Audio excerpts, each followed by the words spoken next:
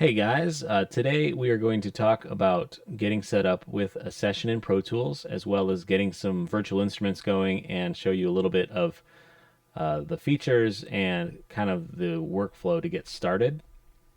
So I'm going to open Pro Tools, and I already have it open, but I'm going to say Create New, which is under File, but most likely this will just pop up when you open your program. And the first thing is we want to name it something that we can remember. So I'm going to name this MIDI 1 setup, but you can name it whatever you'd like, as long as you remember it. And I would recommend, if you're using a computer at school, to put your initials as a prefix. So for example, I might go DD MIDI 1 setup. The next thing is you want to have it in a location that you can remember. So I have a folder just for our class, and that way everything I do for this class will be in one spot and I know where to find it. So I would say definitely do the same thing, have a folder just for what we do in class, and that way it's easy to locate your different projects. There's also the file type, sample rate, bit depth, and IO settings. You probably don't need to do much here. I would say 48 or 44 is fine. 44 is totally fine for class. It'll save you some hard drive space. But I need to have it at 48 because of the recording software I'm using to record this video. So I'm leaving it at 4824, but you can definitely do 44.116, and that saves you some hard drive and CPU processing. I'm going to hit create, and here we have just a blank Pro Tools session. So just a little bit of a tour around Pro Tools. These are some of our tools, and what I always tell people is, rather than click one tool at a time, if you select this multi-tool, it'll allow you to do a few different things without having to change anything. Here's our draw pencil tool, and then here we have our counter, which is going to tell us what measure. These are the measures we're in, and then we can also view it by minutes and seconds. But for the most part, with MIDI especially, you're going to want to have it on bars and beats. And then here is our grid, if we want to see the grid or not, which you can't see anything because there's no tracks yet. But here's our grid mode, and you can turn that off if you don't want a grid. But again, with MIDI, we definitely want to have a grid. And then we can also set the resolution of our grid. So right now it's set for quarter note, which is okay. And you'll see in more detail here in a minute. Here's more transport controls. Pre-roll, post-roll, that's just saying how much time you're going to have before the recording starts or stops. And down here we have our, stop, play, record. There's a few different record features. Right now I have it set to punch, and there's a few different play features. So right now I have it for loop. So if I were to go like this, it would loop those two bars over and over again because it's set for a loop. But I can change that to just regular play, where it's just going to play through by holding down Command and clicking on it. And then the same goes here. Punch record means that it'll be recording, or it can be playing, and then I hit punch and it'll start recording. And then if I hit punch again, it'll stop recording. And I can change that. There's a few different options: loop, record, punch, and then just standard record. Over here we have our some of our MIDI features. If we want to have a count off beforehand, that can be helpful, and that means it'll count for however many bars you want. Like if it's set for 2 bars, so before the recording starts, so you can hit record, and you'll hear the click track for 2 measures, and then it'll start recording. And then our time signature and our tempo. Down here we have I can't remember what this is called. I'm drawing a blank. Yeah, there it is. Wait for note. I know what it does. Wait for note. If we select that, it's not going to record anything until we start playing our instrument, and then all of a sudden it'll start recording as soon as you hit that first note. Here is our MIDI merge, which means it's going to overlay MIDI on top of MIDI, or you can have it so you can have that selected, or you can have where it's going to replace any MIDI that was there. And then here's to activate our conductor track, which is down here. So let's talk about down here. We have our conductor track or tempo track, and we can change that. If you kind of hover, you can lower the tempo, raise the tempo, and you can also grab your pencil and you could even have a tempo change mid-song, which is really cool because if you have MIDI, you don't have to worry about stretching any audio files. It's going to just slow the MIDI down as the tempo slows down.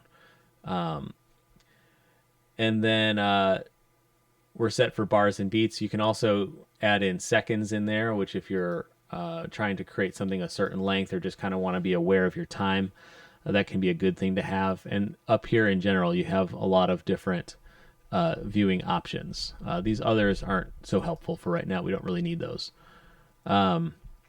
Here we can adjust our time signature. So we'll just leave it in 4/4.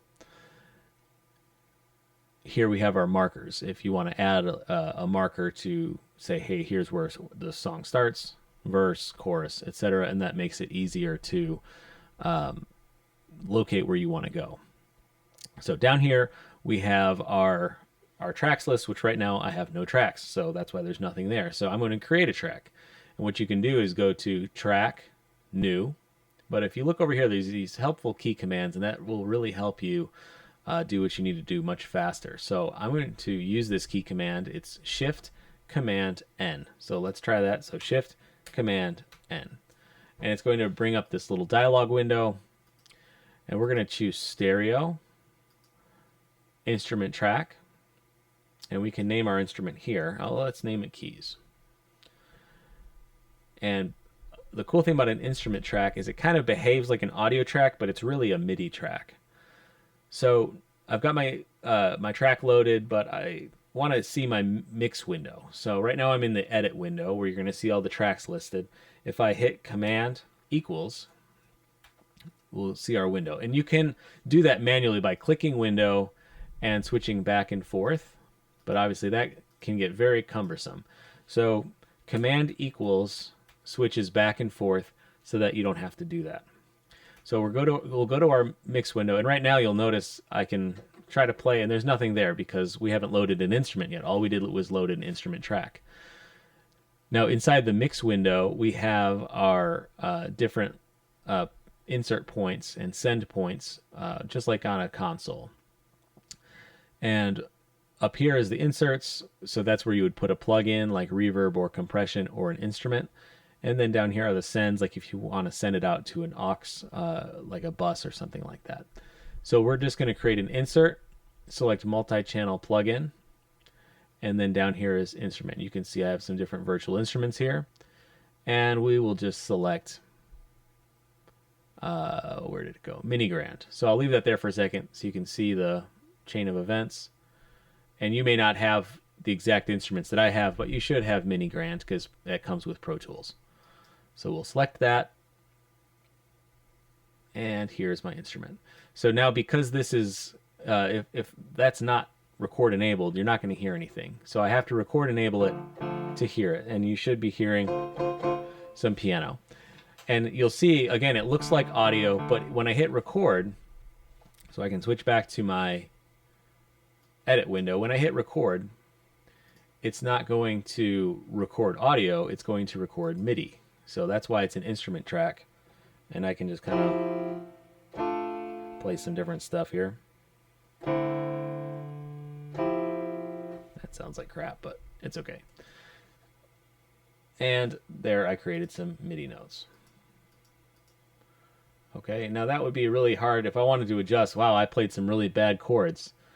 I'm going to go back to my multi-tool, and if I double click on that window, it's going to bring up my piano roll editor. And most of us have probably seen some form of a piano roll editor before. And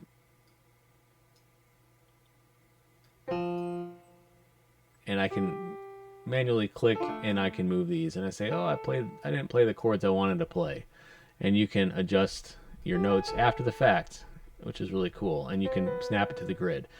So now I'm inside the MIDI editor, and the way I got to the MIDI editor was I double clicked. But again, I can, if I hit Command equals, I can go back to my edit and mix windows. If I hit Control equals, that brings up my MIDI editor. So you can kind of practice going back and forth between edit window, MIDI editor, and then command equals is going to open up your edit window and mix window. So you can kind of go back and forth between the different windows without having to click on a bunch of extra buttons.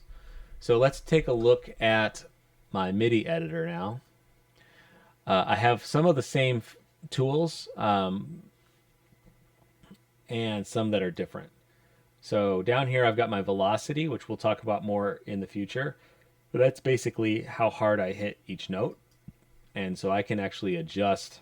If I hit it kind of soft, I can make it louder. And the instrument will behave differently. But we'll talk more about velocity and different MIDI functions later. And I can adjust the different notes. And then I can also adjust.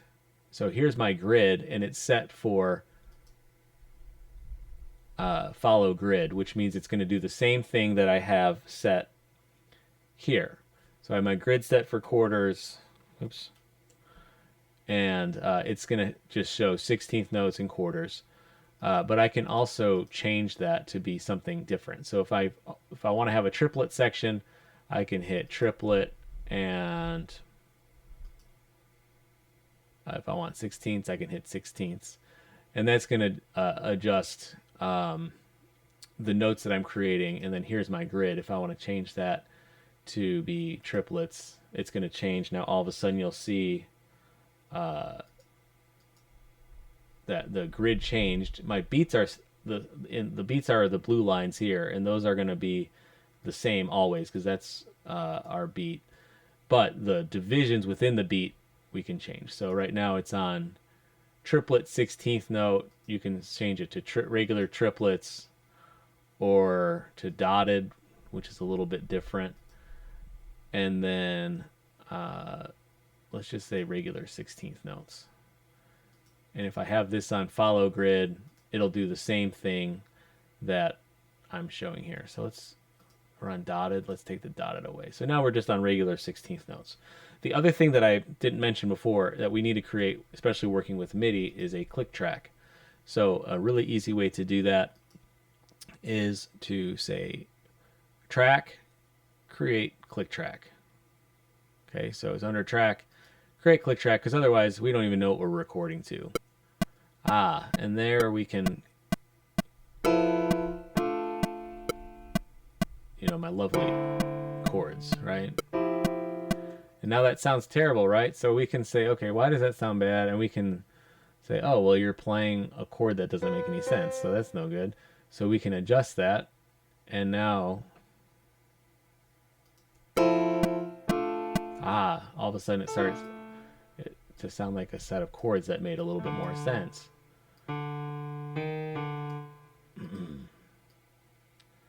Okay. And I can kind of move this around. So you don't have to be the best piano player in the world, and all of a sudden,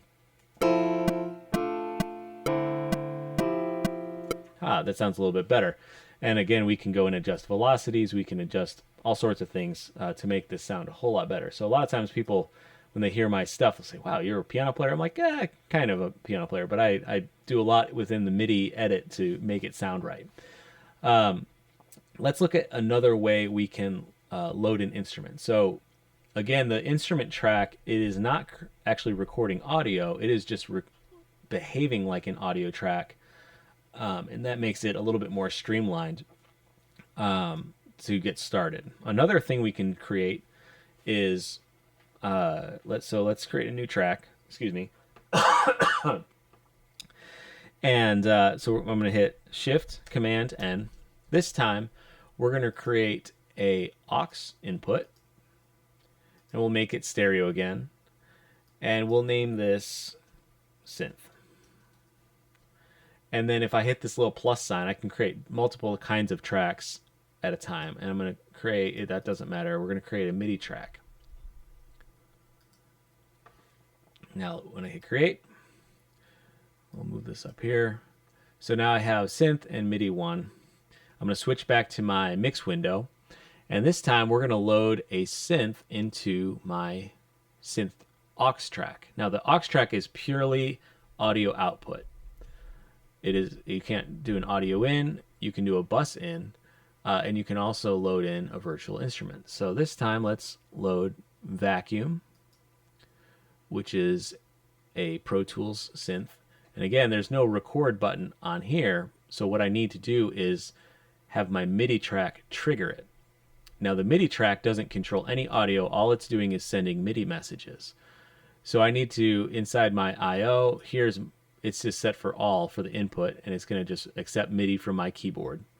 And then the output, I can choose it. You can actually trigger an instrument track. So I could set it for keys. So right now it's set for, if I set it for keys and I hit record, it's going to trigger my piano. If I set it for vacuum, it's going to trigger my vacuum instrument. Now, why would you do it this way versus the other way? Well, there's a few different reasons. Let's say you want to have multiple instruments loaded and you don't know which one you want to choose yet. You could have your MIDI recorded as a separate track and then just send it to different places. Or if you want to have multiple instruments going at once, you can have one MIDI message going to multiple instruments. Let's load one other track. So this time I'm going to hit new. Again, that's Shift Command N. We'll create a stereo. We can also do a stereo instrument track, and we'll name this multi.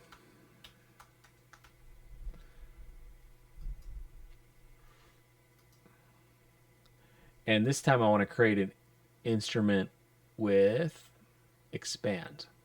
So go down all the way to the bottom is expand. And this time I want to have, let's create 4 different MIDI tracks. And you'll see even when you select MIDI track, it takes away this option to have stereo or mono because MIDI is not creating audio. MIDI is simply sending note messages, whether it be note on, note off, how hard you're hitting, which is the velocity, pitch bend. We'll talk a lot about the different MIDI messages, but a MIDI track is only sending data. It's not actually audio. So I'm going to say create.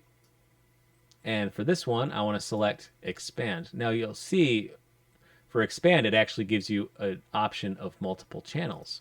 So let me create a few more MIDI tracks. We'll create 3 more.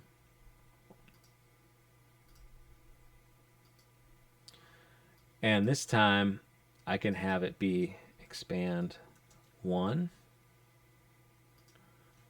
X, we'll just do X's to keep it quick, X3, X4. And then inside here I can select which channel I want to send to. And this is called a multi-timbral device. And we can actually have multiple instruments going to one place. Okay, I'm just kind of picking some random sounds. So if I hit,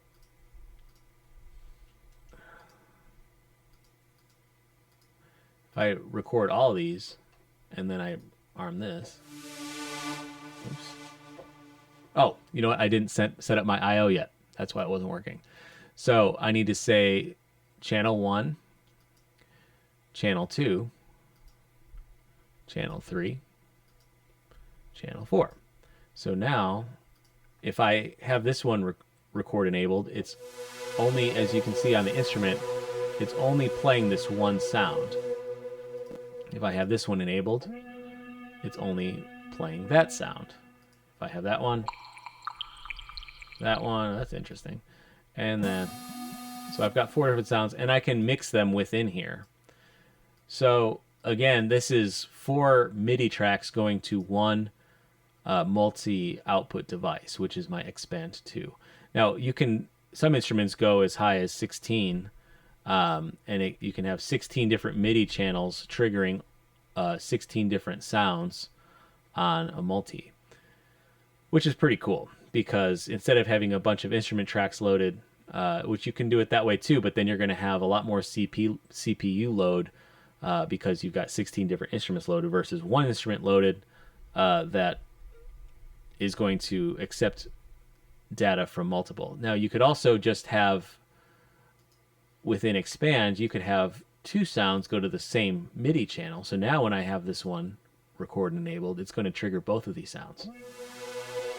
And I could mix the blend between the two. Okay. So pretty cool stuff.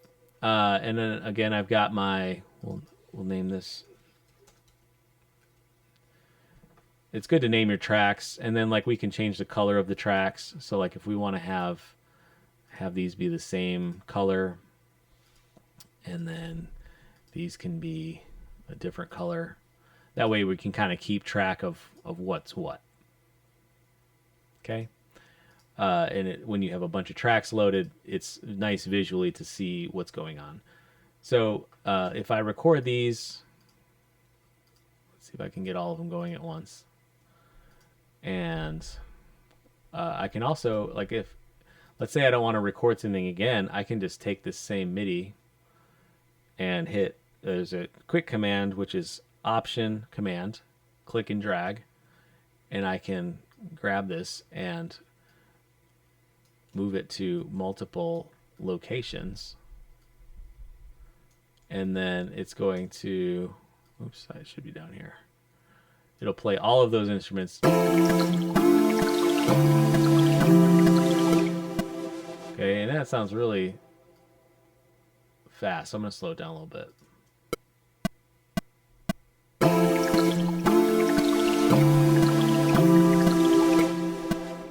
Okay, so I know the music really doesn't make any sense, but I'm not worried about that right now. I'm just showing you how to get set up.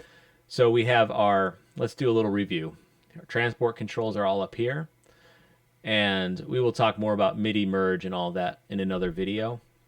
I just wanted you to get started. So again, to create a track, we're going to hit Shift Command N, and that's how we create tracks. An instrument track is a MIDI track that behaves like an audio track, but we also loaded in a synth just using an aux. So if I can trigger that audio simply by sending this MIDI output.